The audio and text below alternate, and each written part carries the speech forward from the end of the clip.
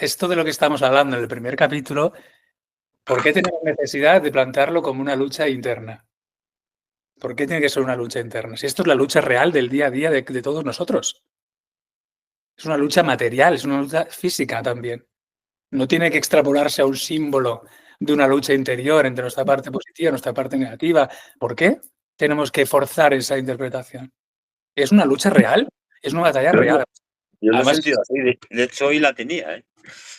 no, que la tengamos internamente, por supuesto. Hoy ayer la tenía porque... pero bueno, ¿por qué tengo que hacer esto? Hoy estaba picando ahí con el martillo, ahí picando el hormigón y decía, mira, tengo que dejarlo y tengo que seguir a esto, que si no, no. Por eso. Y yo la he vivido, una lucha interna hoy. Y Sí, la lucha interna la tenemos, pero no tenemos que rehuir el hecho de que esto está hablando de la vida. Y en la vida externa, material, tenemos un montón de conflictos. Este personaje Arjuna somos nosotros, pero nosotros no solamente en nuestro mundo interior, también en nuestro mundo exterior, de la vida. Que Arjuna, siendo un guerrero, le ha colocado en una situación dramática de tener que luchar, estar en el medio del campo de batalla, y es una guerra contra familiares, amigos, etcétera. Entonces es una situación muy conflictiva y muy de mucha tensión, de mucho conflicto en la vida, pero es una situación real. Además es un hecho histórico.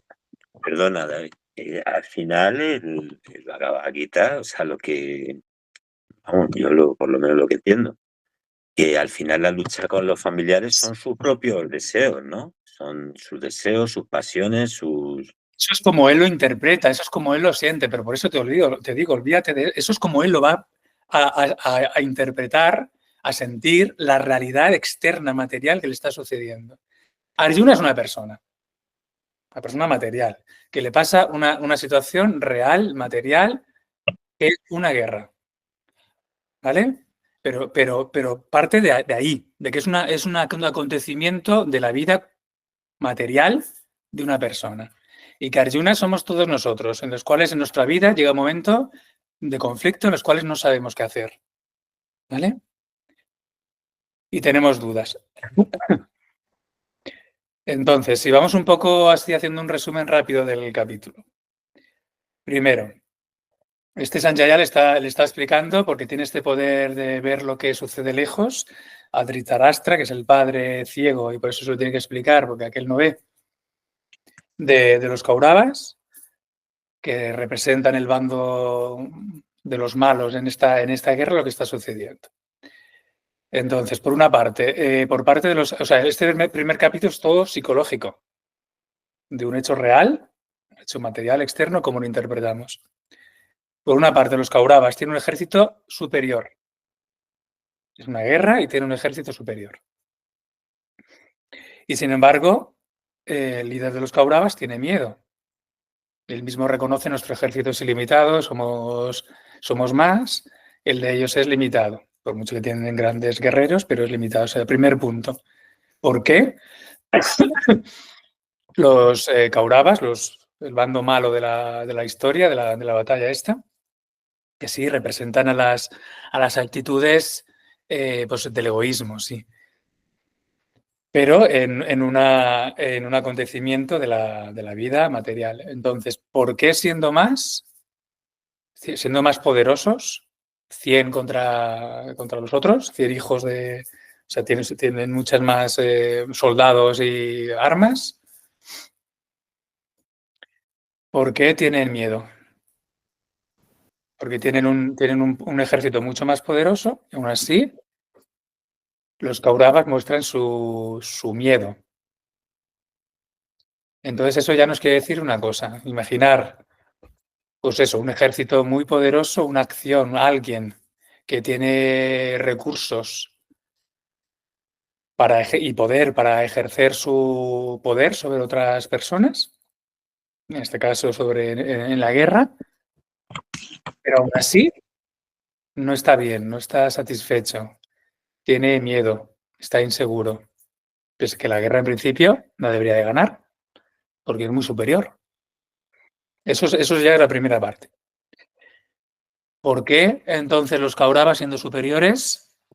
¿Por qué cualquier persona que tenga más poder que el resto puede no sentirse del todo cómodo, del todo bien, pese a tener ese poder y ejercer ese poder. Esa es la primera pregunta que nos plantea el texto a nivel psicológico. Respuesta. Porque sabe que... Perdón.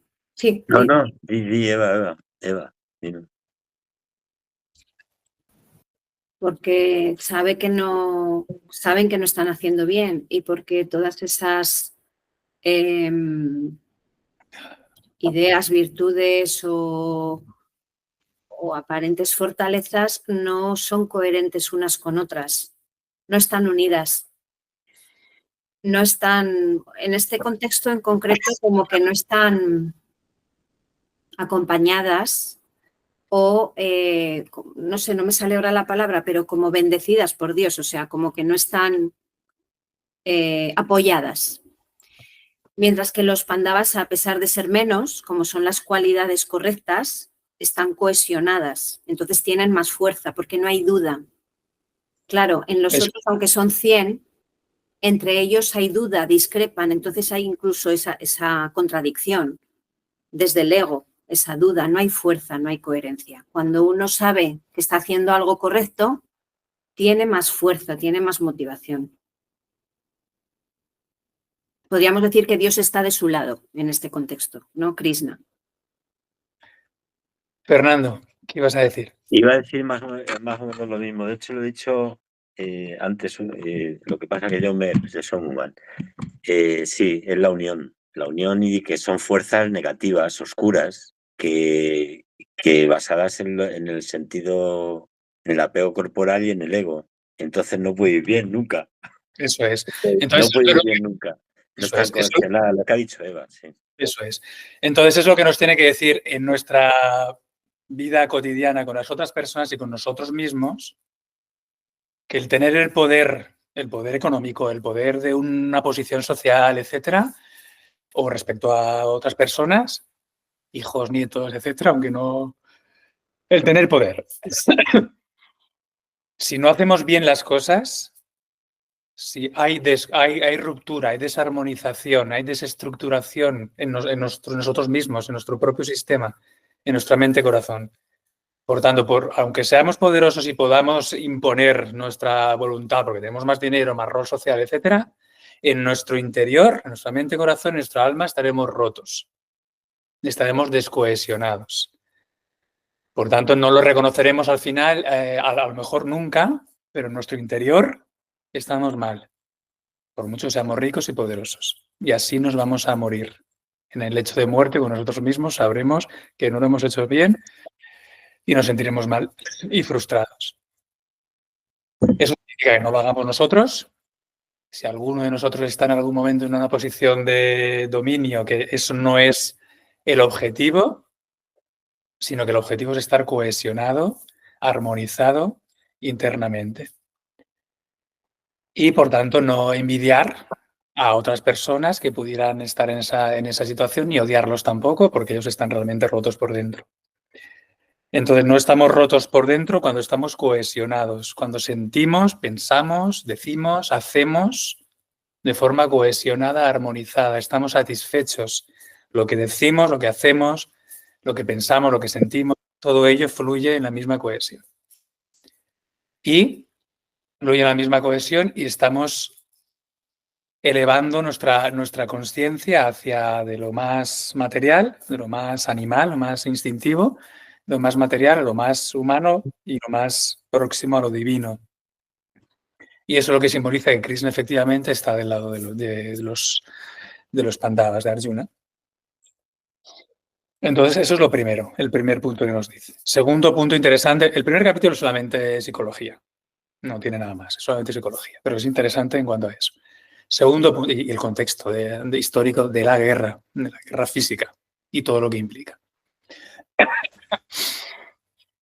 Es que en algún momento, cuando la Bhagavad Gita se trajo a Occidente, los occidentales no les podía entrar en la cabeza, no sé si aún están igual, que Dios, que una escritura espiritual y que Dios estuviera involucrado en una guerra. Y encima le estuviera diciendo al guerrero, levántate y lucha. No les entraba en la cabeza. Y entonces la explicación, que no digo que no la tenga, también es una batalla interior y con todo lo que representa, pero esa explicación exterior, material e histórica, real, de tu vida cotidiana con otros, se quitó del medio y se planteó que no, que solamente está hablando de una lucha interna. No está hablando solamente de una lucha interna, está hablando de un momento en tu vida importante que no sabes qué hacer. Y tu mente está súper confundida, con esa nube de confusión por el apego que te lleva a no entender absolutamente nada, que es esta situación. Entonces esa parte se intentó quitar de la enseñanza de la Gita cuando se trajo a Occidente, porque el occidental, claro, era paz y amor. No le entraba en la cabeza que fuera una lucha real, que fuera una guerra real, que una escritura espiritual estuviera hablando de una guerra real y que encima Dios, Krishna en este caso, estuviera defendiendo la guerra. No les entraba en la cabeza, no sé si ahora les entrará o no, pero es una guerra. Pero es una guerra en la cual es una guerra justa en el sentido de que unos representan lo equivocado y otros lo correcto, por el bien de la sociedad. Y por eso Krishna está apoyando a los pandavas, por nada más. No es que los pandavas fueran perfectos, ni mucho menos. En general, representan la fuerza positiva, sí, pero tienen sus defectos también y por eso están en la guerra. Porque el hermano de Arjuna era un viciado con el juego, un ludópata, vamos, y perdió el reino contra los otros en los dados. O sea, todos tienen defectos, eso también es interesante de entender. Los supuestamente virtuosos son defectuosos también. Y el propio Krishna es defectuoso también. Dios también tiene sus defectos, Dios encarnado. Bueno, entonces, primer punto ya lo hemos visto. Segundo punto, Arjuna. ¿Por qué creéis? Y Arjuna somos nosotros en nuestra vida, ¿vale? ¿Por qué creéis que Arjuna le dice a Krishna, que es el conductor de su carroza, y que lleva el emblema de Hanumana? Y eso es súper interesante también, cómo hace el juego de mezclar escrituras. También lo hace la propia Bhagavad Gita. Pone un símbolo de la otra gran épica de la mitología india o hindú, que es, una es el Mahabharata, donde está el Bhagavad Gita, y la otra, que es más antigua, de hecho, el Mahabharata. El Ramayana. El Ramayana. Ramayana, que es la historia de Rama, Sita y Rama. Los dos dioses, sí, la diosa y el dios, Sita y Rama, que representan como el ideal en estas tradiciones de hombre y el ideal de mujer. Sita y Rama. Rama y Sita. Entonces, en el Ramayana, la historia de Rama es la otra gran épica de la mitología india, anterior al Mahabharata. Uno de los principales personajes es Hanuman, el dios mono, que representa la devoción, la fuerza en la devoción, la sinceridad en la devoción a Rama y Sita. Entonces, Arjuna, en otra épica, en el Mahabharata, lo lleva como bandera en su carroza, como para darle esa fuerza del amor, del bhakti, de la devoción. Entonces, pero la pregunta que os iba a decir, ¿cómo es posible que Arjuna le diga a Krishna, sitúame en un lugar donde pueda ver bien a ambos ejércitos?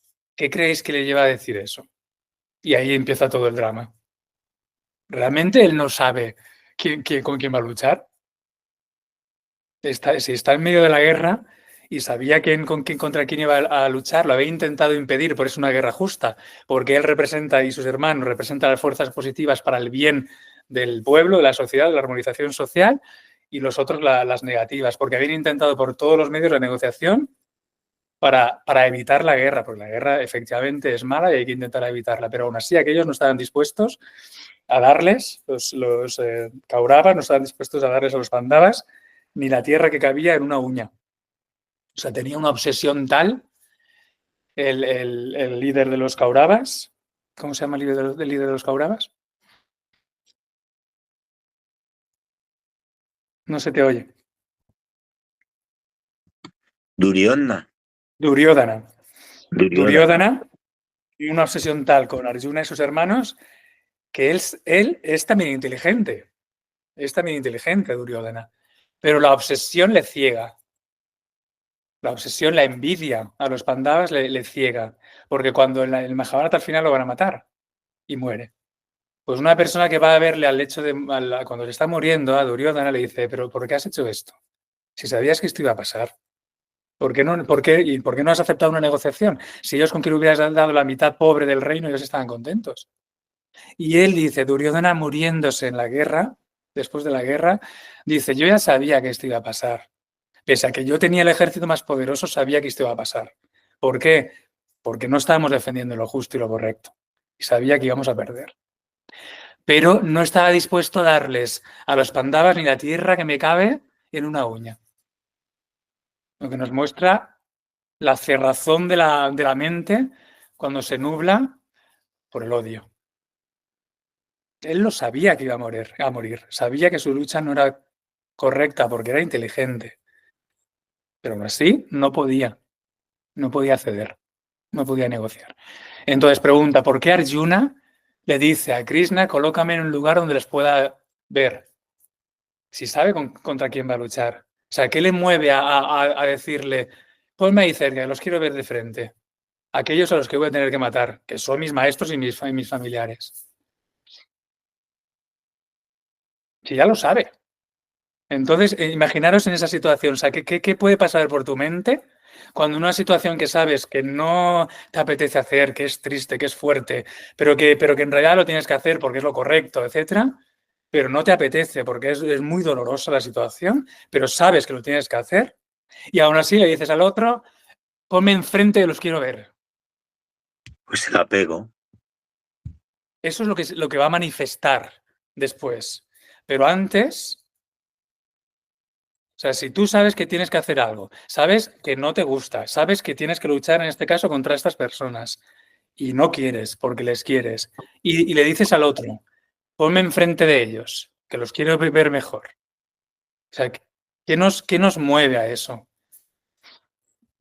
Luego eso va a estallar en el apego, que ya lo tiene, pero después va a venir toda la parte del apego. Pero ese movimiento en nuestras vidas, ¿no? O sea, yo sé que tengo que hacer algo y sé que no me apetece hacerlo, pero en realidad sé que tengo que hacerlo. No es agradable, porque tiene su parte dolorosa. Y no me gustaría tener que hacerlo, pero a la vez sé que tengo que hacerlo. Si yo me quedo ahí, lo hago. O es más probable que lo haga, porque estoy mantenido mi posición en el buddhi, no identificado con la emoción. ¿Os situáis en esa situación? Una situación en la que yo sé que tengo que hacer algo. Ese algo no quisiera tener que hacerlo porque es doloroso. Pero tengo que aplicar algo porque me corresponde a mí y a nadie más y porque es correcto. Pese a que es doloroso y duro y tiene su parte pues dolorosa y fea. Pero lo sé. Y si yo me sitúo ahí, y lo sé porque he ido a hacerlo, él está en la batalla ya no se puede escapar, está en la batalla. Y por tanto él sabe que es correcto. Pero aún así, no, deja de escaparse esa posición del intelecto que lo tiene claro, pese a que sea doloroso, lo ve desde el observador y sabe, esto lo tengo que hacer. Y en lugar de eso, le da escapatoria a aferrarse al apego. Porque si no, a santo que de qué, le dice, quiero verlos, si ya sabes quién son. ¿Para qué te das más sufrimiento de verlos a 2 metros? Entonces, en lugar de quedarnos, porque Arjuna somos todos en todos los tiempos, en nuestra vida cotidiana, en lugar de quedarnos en la claridad neutra, objetiva, de me dolerá, pero esto lo tengo que hacer, se me escapa, me deslizo, me aferro al sentimiento y por eso voy a aferrarme al sentimiento de quiero verles las caras, como si no supiera quiénes son, como si no supiera que no quiero hacerlo. Entonces, el intelecto deja de tomar el rol de dirigir y se aferra a la emoción. Eso es el movimiento de Krishna, llévame delante de ellos. ¿Sí? Y trasladarlo a nuestra vida cotidiana. Cuando nuestro buddhi pierde el liderazgo y se identifica, se aferra a las emociones. En forma de apego, en forma de duda, eso es la duda. Eso es la duda que es ya una función de la mente. La mente duda. El intelecto tiene discernimiento y determinación. Arjuna, nosotros, ha ido al campo de batalla porque tenía la claridad de que esa guerra, pese a que no era deseable, era inevitable y justa. La guerra esta era inevitable y justa. Intentaron evitarla y no hubo manera. Es justa por el bien de la sociedad. No porque uno quiera, no es un acto egoísta. Es por el bien de la sociedad, no es porque ellos quieran ser reyes, que es el discurso que da después, y disfrutar de los placeres del mundo. No es un acto egoísta la guerra, es un acto de dharma, es un acto de justicia social, de bien colectivo. Sí, esto se entiende, ¿no? Que no es por disfrutar de los placeres del mundo, como después dirá, es por un acto de justicia social, porque los otros eran muy malos. Un poco me he perdido, David. ¿Dónde? Pues que por un lado dices que Arjuna le pide a Krishna que le sitúe en el centro de la batalla para observar, ¿no? Un poco la situación. Me imagino que como ponerse en esa figura de observador de lo que está aconteciendo. No. Al Y revés. por otro lado, la emoción, que se aferra a la emoción, entonces no sé. No se sitúa como observador así. Ah, vale, lo otro era una interpretación mía, entonces, vale. Vale, ya está. Tú sitúate como si fueras Arjuna, que Arjuna eres tú todos los días. Bueno, no tan dramático, pero vamos, nuestra vida cotidiana, con nuestros conflictos y nuestras dudas. El intelecto, el observador, que no se identifica con las dudas de la mente, que no se identifica con las emociones, los apegos, las nubes de la mente y el corazón, quien tiene claro lo que hay que hacer pese a que sea doloroso porque es lo correcto. Ese es el que ha ido a la guerra, porque no tenía otro remedio. Por tanto, no es una guerra egoísta, es una guerra correcta porque era inevitable y porque es por el bien colectivo, no para la satisfacción del ego de Arjuna y de sus hermanos. El intelecto es quien decide la guerra, hay que hacerla. ¿Sí? Quien le dice a Krishna, llévame para verlos mejor, ese es el intelecto, está perdiendo ya su liderazgo y es la mente que duda, que le dice al otro, déjame verlos más cerca. Es la mente que duda que hace ese movimiento, porque él sabe perfectamente contra quién tiene que luchar. Y todo estaba organizado, no tenía que hacer nada. Pero si tú tienes... Se puede interpretar de la otra forma también, como que él, o sea, ve desde el centro del campo de batalla, tiene una visión más objetiva de la situación y como que, o sea, desvinculado de las emociones realmente, ¿no? ¿O no? Pero si luego mira lo que le pasa al siguiente verso. Que se le cae el arco, no puede luchar, le tiembla todo el cuerpo, le arde. Eso sí. 2 versos después. Claro, es verdad. Sí.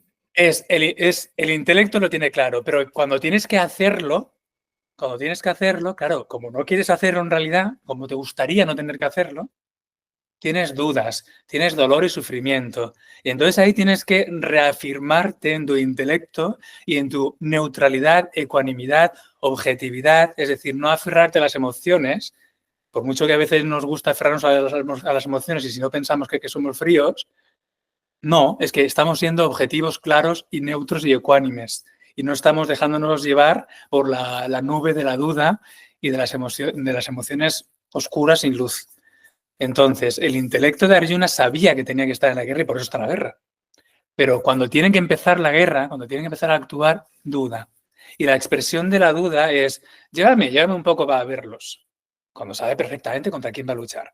Entonces, inmediatamente después, por tanto, ese es el primer punto que tenemos que tener claro. Cómo nuestro intelecto, si se desliza un poco, si no se mantiene su ecuanimidad y su firmeza, es muy fácil que se aferre a las nubes de la duda de la mente y a las emociones no claras de la mente. Y es lo que le pasa a Arjuna después. Inmediatamente después empieza a manifestarse el apego. Eva, ¿quieres decir algo? Sí, que es que en verdad eso nos pasa constantemente. Es que somos un poco masocas. Es como cuando a veces decimos, espera, sé que esto está mal, sé que me está haciendo mal esta relación o esta situación, pero digo, ay, pero espera un poquito más. Sabes que la tienes que romper, pero romper duele. Romper algo duele. Es más fácil continuar con la inercia desde las tendencias que son... Es como eso, como lo que ya conoces, en la mierdecilla en la que estás acostumbrado a desenvolverte y dices, pero es eso, ¿no? Como el ejemplo este que dice, mira, ves a coger esas flores que tienes ahí, dice, no, pero es que llevo las manos llenas de mierda. Y dice, pero te suelta la mierda y ves a coger las flores. Dice, no, pero es que llevo cargándola mucho tiempo. O sea, es algo como que en lo que nos encontramos la zona de confort, que no es una zona de confort, aunque sea una situación desagradable y que nos causa dolor y sufrimiento, pero es desde nuestras tendencias lo que vamos reproduciendo, vete tú a saber si en esta vida o de vidas atrás. Entonces es como que, espera, déjame un poquito más, déjame un poquito más. Es como buscar una excusa para no tener que romper eso que realmente sabes que lo tienes que romper, pero no quieres hacerlo.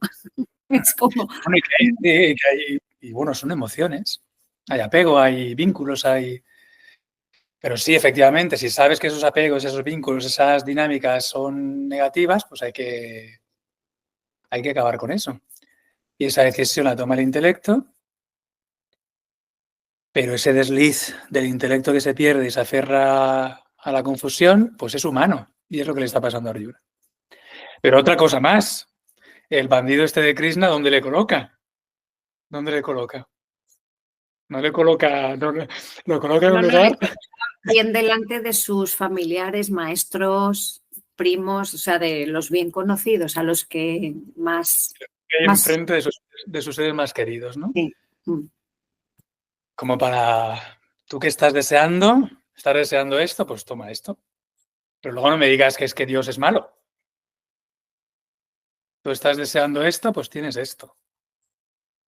Estás deseando ponerte en esta situación, pues ahí estás.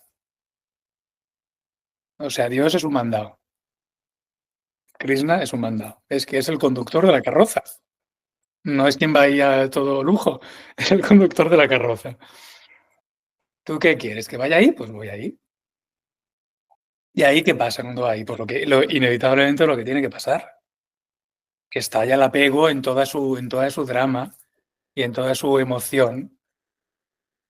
En toda su emoción donde el intelecto se pierde, en toda su nube oscura, que es simplemente apego y por tanto sufrimiento. Y eso también hay que tenerlo clarísimo. Arjuna está simplemente sufriendo por apego, por haberse deslizado, caído de la claridad del intelecto a la mente confundida y a las emociones confundidas. Entonces apego y estalla todo el sufrimiento. Es normal tener ese sufrimiento, claro, somos humanos, es normal tener ese sufrimiento. Pero el proceso es ese. Pierdo mi intelecto, me deslizo, me pongo a nadar en mis emociones hasta que me ahogo. Emociones confundidas, que es lo que le pasa a Arjuna. Por el apego, confusión. Sí, eso está claro que le pasa eso a Arjuna. Es eso y no es nada más. Eso está claro que es pérdida del intelecto, apego, confusión. ¿Hasta ahí está claro? ¿Sí? ¿Fernando? Sí, pero sí, está claro. Lo que pasa, yo te quería preguntar. Vale, es apego, ¿no? Pero realmente es que no quiere perder algo interno suyo, ¿no? Yo que vuelvo a lo interno, es que no. Perdonad, yo reflexionaré sobre esto, pero yo veo, es que lo veo, el Bhagavad Gita yo lo siento como algo interno, que se traduce afuera, pero es algo interno. No, sí, no estamos hablando de algo interno, del intelecto que pierde, entonces pierdes... Pero ese intelecto, ¿por qué desvanece? ¿Por qué se pierde? ¿Por qué afloja, no? ¿Por qué? ¿Somos humanos? Sí, pero los humanos hay unos procesos, hay un proceso ahí, ¿no? Y se pierde ese intelecto y aparece el sentimiento, la emoción, y ya la hemos cagado, ¿no? Porque ya no discernimos, ¿no? Claro, el sentimiento y la emoción estaba, pero él ha ido a la guerra con un booty, con un intelecto claro. ¿Es una putada hacer la guerra? Sí, pero no hay más remedio. Y es una guerra justa, por el bien de la sociedad, no porque yo quiera ser el rey, por el bien de la sociedad. Entonces, es una guerra correcta, mi intelecto lo tiene claro. Es doloroso, porque no quiero hacer la guerra contra esta gente, pero mi intelecto lo tiene claro. Y es inevitable. Lo he intentado por todos los medios. Entonces, el intelecto lo tiene claro. Pero en el campo de batalla, en la acción en sí, cuando tienes que ejecutar, es normal que tengas emociones y es normal que tu intelecto se pierda. Si es todo muy natural, es todo muy humano. Por eso pero se pierde porque él realmente no quiere perder algo, ¿no? No quiere deshacerse de algo, ¿no? no quiere deshacerse de los familiares que son algo suyo. Por Son apego, por apego. Sí, sí. los familiares, además, los chungos, ¿no? Porque son los familiares chungos. No, o sea, si están sus maestros también, que han estado... Bueno, sus maestros también, pero no quiere deshacerse de ello, ¿no? O sea, pero es una... por apego. Y luego, que luego aparece la frase esa, me parece que viene después, que merece la pena, yo no quiero la riqueza, Y no hemos y llegado... puedo renunciar a los 3 mundos y todo. O sea, Para, que no hemos llegado vale. ahí. Vamos por partes. Pero hay que entender realmente lo que está pasando porque la gente tampoco lo entiende, pero por eso es importante que hasta aquí lo tengamos claro. O sea, para mí lo que yo entiendo es que él pierde el intelecto, la capacidad de discernimiento y empieza a alucinarse, por decirlo de una manera. Empieza a flipar, ¿no? Ya con los sentimientos, ay, que son muy majos, que en el fondo son majos, que cómo lo voy a matar, quién soy yo para matarlo, ¿no? Ahí no hemos llegado. Al discurso que hace él todavía no hemos llegado. Estamos solamente en la previa del discurso.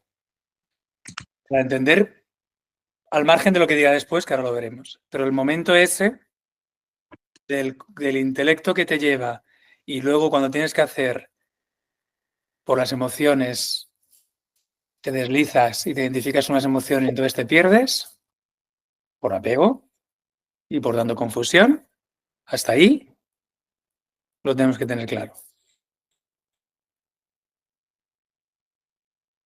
¿Sí?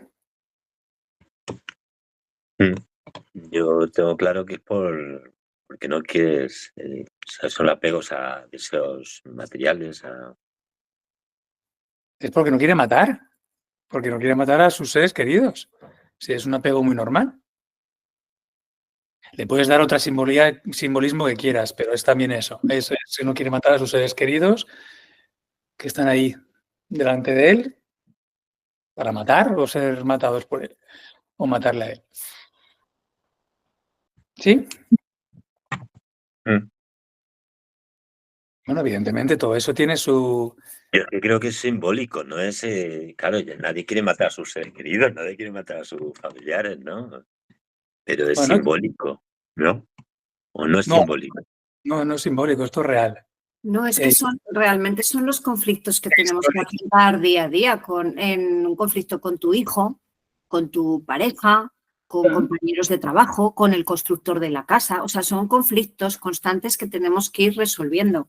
A veces dices, jo, me tengo que enfrentar con mi hija por esta situación, pero es que no sé, mejor miro para otro lado porque sé que si me enfrento va a haber un problema. Y claro, ¿y cómo me enfrento? Me enfrento dejándome llevar por la emoción, entonces abuso de poder, entonces no resuelvo bien, hago lo que tengo que hacer correctamente y cómo tengo que actuar correctamente para resolver bien, con la armonía, con la paz, pero hacerlo correcto.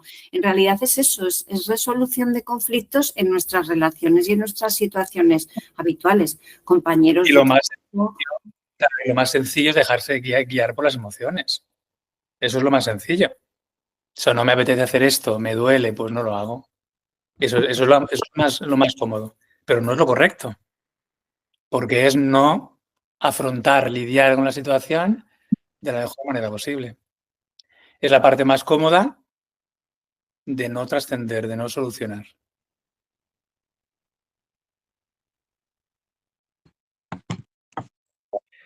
Entonces, y luego por otra parte, como Krishna le coloca en esa situación, pues donde los tiene ahí. Y ahí está delante, ¿no? Y los ve y ahí está ya todo. Y está ya todo significa simplemente apego. Y por ese apego, confusión. Es decir, una situación en la que no sé qué hacer en mi vida.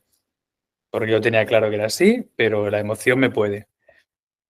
Y por tanto, confusión. En realidad no sabe no sabe qué hacer en ese momento importante de su vida que nos pasa pues, a todos muchas veces. No sé qué hacer en este momento importante de mi vida, más trascendente o más cotidiano. Porque una parte, si conecto con mi voz interior, con mi intelecto, me dirá una cosa, pero después a la hora de la verdad, de hacer, de relacionarme, de moverme de una determinada forma, interviene mi apego, mis emociones, mi mente, mis dudas, mi confusión, y ahí es el vaivén, la nube, no claridad. Y eso es lo que está sucediendo. Y no es más. ni menos. Y nos pasa a todos constantemente. Y ya está. Y en una situación vital. No es algo solamente mental, es una situación vital, de relaciones. Obviamente todo esto pues es interpretado y movido como reacción de la mente o como liderazgo. Si es desde el Buddhi liderazgo y si no, pues reacción. Vale, entonces, otra cosa importante en el primer capítulo. En esa situación, en lugar de reconocer a Arjuna en ese momento lo que le pasa, y esto también lo hacemos constantemente, en lugar de reconocer, mira, es que me pasa esto. Yo pensaba que tenía muy claro esto, pero no lo tengo tan claro porque, ostras, me da pena, me da tristeza, mira lo que tengo que hacer, no me apetece, es buena gente y no se lo merecen y tal, entonces me da cosa. Entonces, a ver qué hago. Y te paras y reflexionas o consultas con quien puedas. En lugar de eso, que sería transparentemente lo que está sucediendo y ya está, ¿no? En tu mundo interno, en relación a lo que te pasa en la vida, en lugar de hacer eso, nos ponemos la película. Y es lo que está haciendo Arjuna. Arjuna se está haciendo la película. En lugar de reconocer, mira, me sabe mal matar a esta gente o que me maten, luchar contra esta gente porque yo me los aprecio. Serán unos criminales, por eso es una guerra justa, como él dice, pero aún así me los aprecio. Por lo que sea, son familiares, están mis maestros, etcétera, etcétera. Que es normal que se los aprecie. Y entonces, como me los aprecio, no sé qué hacer, y entonces, ¿qué hago? Eso sería una situación transparente, honesta y ya está. Y entonces o bien hablas contigo y recapacitas, reflexionas, analizas tu voz interior, el Buddhi vuelve a tomar fuerza hasta que se establece desde su paz, claridad, ecuanimidad. O si necesitas, si tienes la fortuna y necesitas apoyo de algún maestro, pues lo preguntas a alguna persona, algún amigo, algún maestro que te pueda realmente orientar. Pero en lugar de eso, insisto, esto lo hacemos constantemente en nuestras vidas, en lugar de eso nos montamos la película. Y empieza el discurso maravilloso de Arjuna, y es ahí donde confunde también a la gente. Porque es un discurso muy bonito. Pero lo único que tenemos que pensar es cómo somos capaces de darle la vuelta a la historia para, en lugar de reconocer nuestra situación y poder solucionar de verdad, nos montamos una película para justificar que no sabemos qué hacer, para justificar que no sabemos qué hacer por nuestro amor, por nuestro sentimiento, por nuestro apego. Y en lugar de eso, pues le damos la vuelta y es que encima somos los buenos. ¿Qué es lo que está haciendo Arjuna? Arjuna, por su debilidad, por su falta de situarse y mantenerse en su buddhi, de saber que esa guerra era correcta, por su deslizarse a su emoción y a su mente confundida por el apego y por tanto la tristeza y su incapacidad física incluso ya de hacer nada, que le tiembla todo el cuerpo, le arde todo el cuerpo, suda, la boca seca, no puede ni coger el arco y las flechas. O sea, ya no puede ni moverse físicamente. Pues en lugar de reconocer su situación, se monta el discurso moralista. Como que yo soy muy bueno. Estos serán muy malos. Que es verdad, por otra parte es verdad, ¿eh? Pero en realidad, por eso confunde, porque es real. O sea, es verdad lo que está diciendo. Pero en realidad no es verdad porque todo eso no es que sea en sí el sentimiento de Arjuna, sino que el sentimiento de Arjuna es simplemente confusión por el apego porque el buddhi se ha deslizado y se ha perdido y por tanto está siendo gestionado por la mente y las emociones confundidas. Entonces se monta su discurso, que es un discurso muy bonito. Que cómo me voy a manchar las manos de sangre matando a mi familia. ¿Para qué? No merece la pena. Yo renuncio al reino, aunque me dieran el reino de todo el universo. No, yo no lo querría si es a costa de mancharme de sangre las manos. ¿Para qué los placeres del mundo y del universo si yo con quien quiero disfrutar de esos placeres son esta gente a la cual voy a tener que matar? Prefiero ser un renunciante, no quiero nada. Es un discurso muy bonito. Ellos serán malos y por eso están aquí. Pero nosotros somos inteligentes y buenos y lo vemos. Entonces no podemos caer en su mismo error. Somos moralmente superiores y más inteligentes. Somos los buenos de la película. No podemos caer en el mismo error que ellos. Ellos nos querrán matar, pero nosotros no podemos caer en el error de querer matarlos también por egoísmo. Un discurso muy bonito, pero la base es falsa.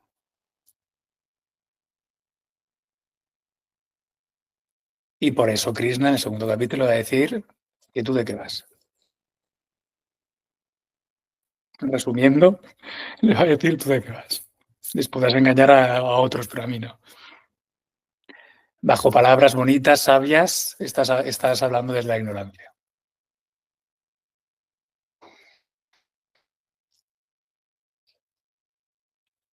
Pues eso es el primer capítulo. Pero tenemos que vernos reflejados porque eso es como estamos y eso es lo que nos pasa.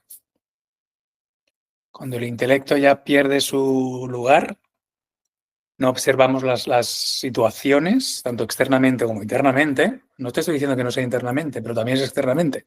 No observamos las situaciones externamente e internamente de forma correcta, de forma clara. No tenemos paz y no podemos observar bien.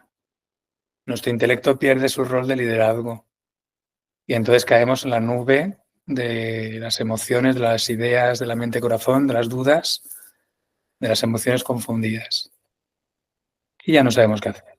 Que es totalmente humano, pero en lugar de reconocer no sé qué hacer, necesito aclararme o que me ayuden a aclararme o aclararme por mí mismo, en lugar de eso, y pararnos un poco a respirar, reflexionar, reconcentrarnos, nos justificamos. Nos justificamos. Y si tenemos ciertas dotes, el discurso que podemos crear es de una moralidad, incluso de una aparente sabiduría maravillosa. Pero es falso. Porque la motivación, la base de donde salen esas palabras bonitas y sabias y morales, es la confusión. Porque el buddhi ya no ejerce y estás atrapado en el apego y el sufrimiento. Y por eso no te puedes hacer renunciante, como dices. Porque para ser renunciante hay que tener las cosas muy claras. Porque en algún momento también dice, prefiero ser renunciante a disfrutar del reino si es a costa de esta guerra. Y ya está, nada más ni nada menos es este primer capítulo. Es muy bonito en realidad. O sea, tiene la parte esta, los primeros 20 versos, que es un poco de contexto. También tiene otros detalles, ¿no? El rugir, las conchas, pues el hacer ruido para generar miedo en el enemigo, como mira qué poderosos somos, pero también para generar valor y valentía en tus propias fuerzas. Bueno, este tipo de detalles también tiene, pero lo básico es lo que hemos visto. Y nos pasa a todos constantemente. Y es muy importante entenderlo, porque si no, claro, si realmente crees que el discurso de Arjuna es motivado desde la verdad, es un discurso muy bonito. Pero si te quedas ahí, ¿qué sentido tiene después toda la enseñanza de Krishna? Que se basa en a mí no me engañas.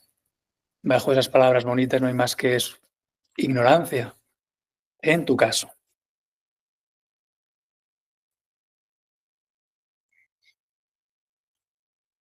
No por el discurso en sí. El discurso en sí podría tener sentido si se basara en tu certeza, en tu ecuanimidad, en tu sabiduría interna real. Pero no es tu caso, Arjuna.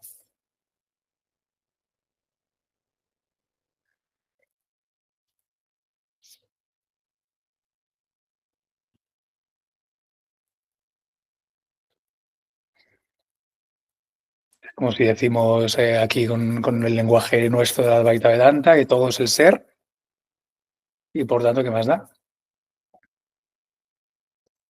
Eso mismo, si lo dice una persona realizada, perfecto.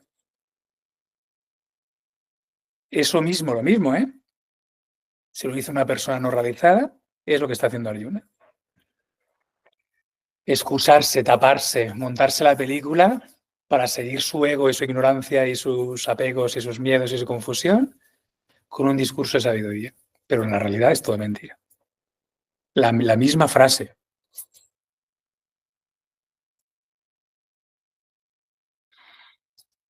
Si no se entiende esto, todo lo que viene después de Krishna no tiene sentido. Porque Krishna le está diciendo, pero ¿qué me dices? A los otros les podrás engañar, a mí no. Bajo tus palabras sabias no hay más que confusión, ignorancia y de ahí tu sufrimiento. Ven, te voy a enseñar. Y le va a enseñar todo. Le va a enseñar la realidad absoluta, el ser, uno, sin cambio, sin acción. Y le va a enseñar cómo actuar, cómo utilizar este cuerpo y esta mente en esta situación que tiene de la guerra en el campo de batalla de Kurukshetra. De la guerra justa, por tanto es correcta, y cómo actuar con desapego, pero con atención, con claridad, sabiendo lo que hay que hacer, desde el intelecto, sin dejarse guiar por las dudas y la confusión y los apegos y el sufrimiento mental, entregando los frutos de la acción a mí, a Krishna, es decir, no actuando con egoísmo, pero actuando con habilidad, atención, amor, en el Dharma, en lo correcto. Para que el instrumento del cuerpo y la mente no sea un obstáculo para tu realización de la verdad, que es el único lugar donde no hay sufrimiento.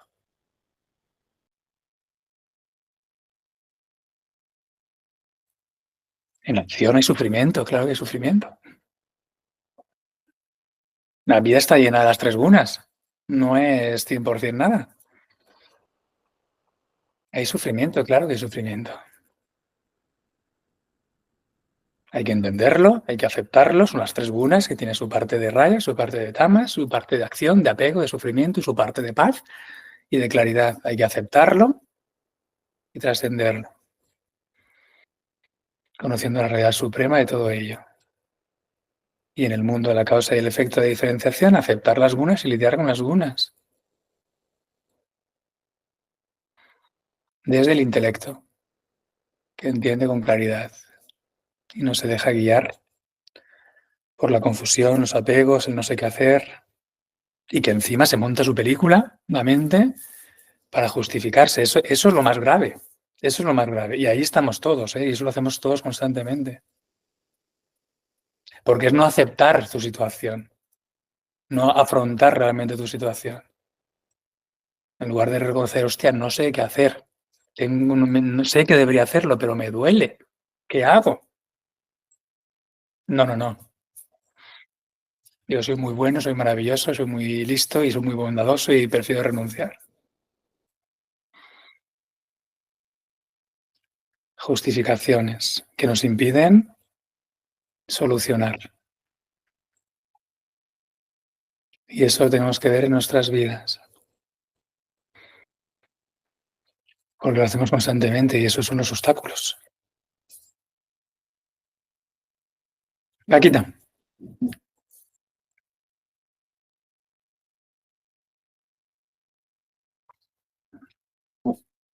No se te oye, Paquita. Mira, David, yo vivo como una familia, los hijos, los padres, los hermanos, y resulta que hay un tema de enfermedad o de hacer por tu hijo, por tu madre o por tu hermano, es igual. Y resulta que nadie quiere hacer nada. Ahí se oye eso, ¿verdad? Se oye eso. No, Bueno, pero bueno, y nadie quiere hacer nada. Pero, a ver, si tú dentro de tu corazón, sientes que tienes que hacer lo que sea por ese padre, por esa madre, por ese hermano, lo haces desde dentro de ti. Y te importa todo lo demás una pelota. Porque yo, por ejemplo, a un hermano, a un hijo, no le puedo poner una pistola en el cuello para que haga lo correcto. Entonces, siempre hay un bueno, digamos, en la familia que se casa con todo. ¿Pero por qué? Porque tiene el corazón que es que, vamos, real, y no puede dejar de hacer lo que tiene que hacer. ¿Me explico? Entonces, es lo que yo entiendo con esto, Ujú, David. vale. Sí. Sí. Porque, a ver, el malo de la película, pues siempre es el malo. Pero es que luego quieren tener todo solucionado. Hoy, mira, aquí, ¿quién lo has hecho? Oye, lo has hecho muy bien. Y me río yo, que luego, después de muerto, ¿cómo se dice? La cebada, ¿cómo se dice el refrán? Bueno, No después de recuerdo. muerto, apaleado.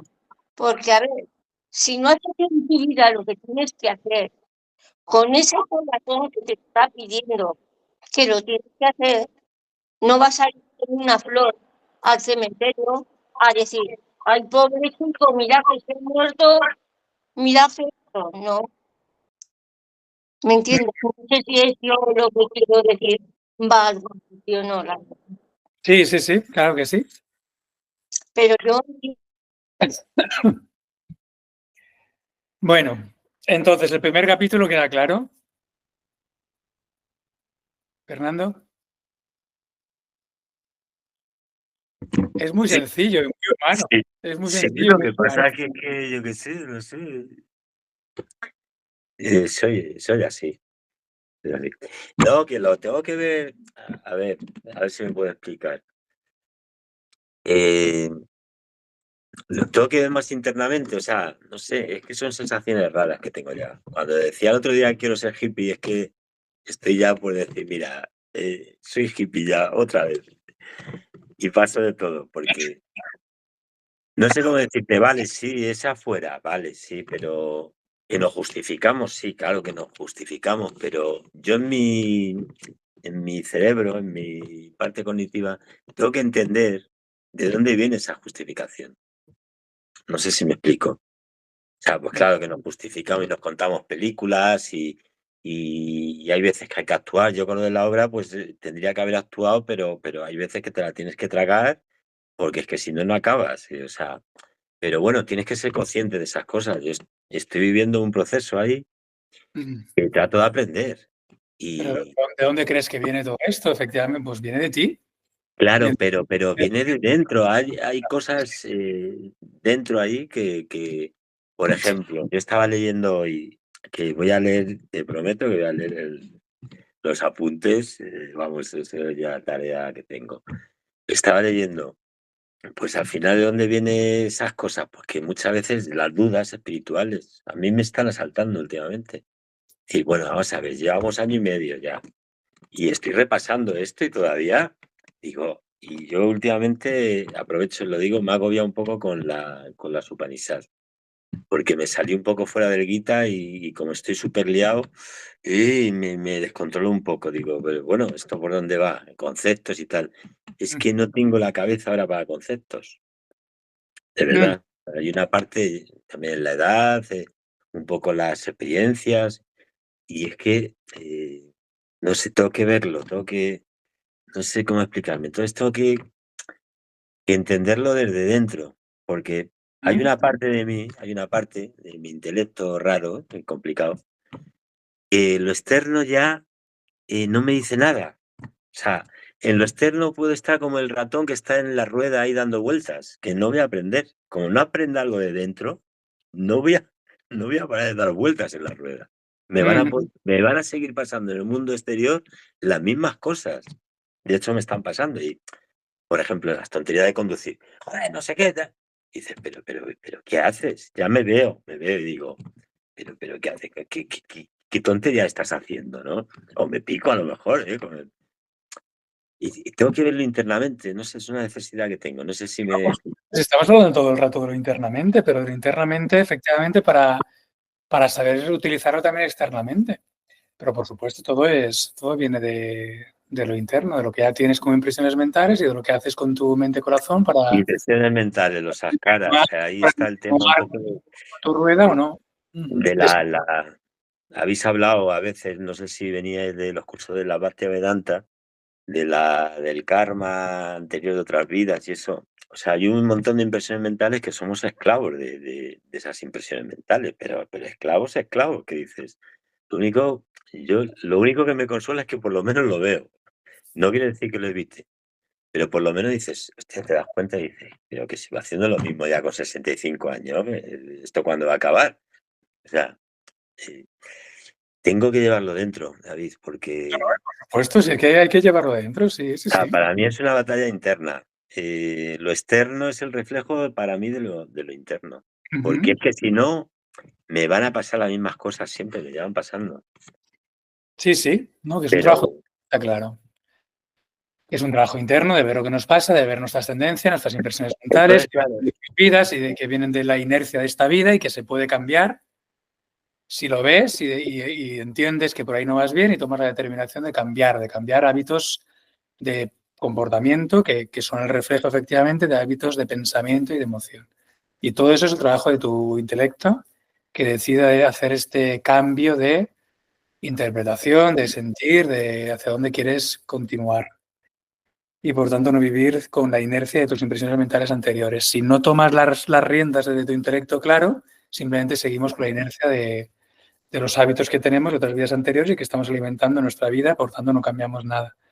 Si vemos con nuestro intelecto claro lo que tenemos dentro y decidimos lo que hay que transformar y tomamos la determinación de, pese a que sea esforzoso, que requiera un esfuerzo hacer esta transición, este cambio de tendencias, lo voy a hacer, de hábitos lo voy a hacer, dando la transformación a un hábito por otro, un hábito que me empequeñece por un hábito que me eleva, me esfuerzo y lo hago. Y eso significa me estoy generando mi vida, mi sentir, mi conocimiento de mí mismo y de la vida y por tanto me estoy liberando del karma. Lo cual no quita que ese karma anterior que ha fructificado en esta vida lo vas a continuar experimentando en este cuerpo-mente, pero cómo tú lo vives cuando ya no estás aferrado ahí, sino a un lugar que es el centro de tu ser, que es intocable por el karma, es totalmente diferente. Si es que estás en este proceso de viaje interior donde el karma no te toca. Estás generando un nuevo karma con ese nuevo hábito que te estás creando, que te hace crecer, y fruto de ese esfuerzo estás creciendo a ese lugar que es intocable por el resultado del karma. Por tanto, aunque te pase, porque es inevitable, porque es un karma pasado ya fructificado, pasado que ya no se puede deshacer y lo tienes que experimentar porque ya está fructificado en tu vida y solamente se quemará con tu experiencia, tu no apego a ese resultado hace que pese a que lo experimentes, no lo sufras tanto. Que no estás identificado tanto con tu cuerpo-mente, sino con tu ser, donde no hay karma. Sí, eso sí lo noto en muchas cosas. Siguen pasando las mismas cosas, pero la identificación no es la misma. Entonces, bueno, ¿qué lo vamos a hacer? Pero no es lo mismo. No sufres, no es el mismo sufrimiento, ya es otro entendimiento. Eso es. Pues de eso se trata. Pues nada, si queréis lo dejamos aquí.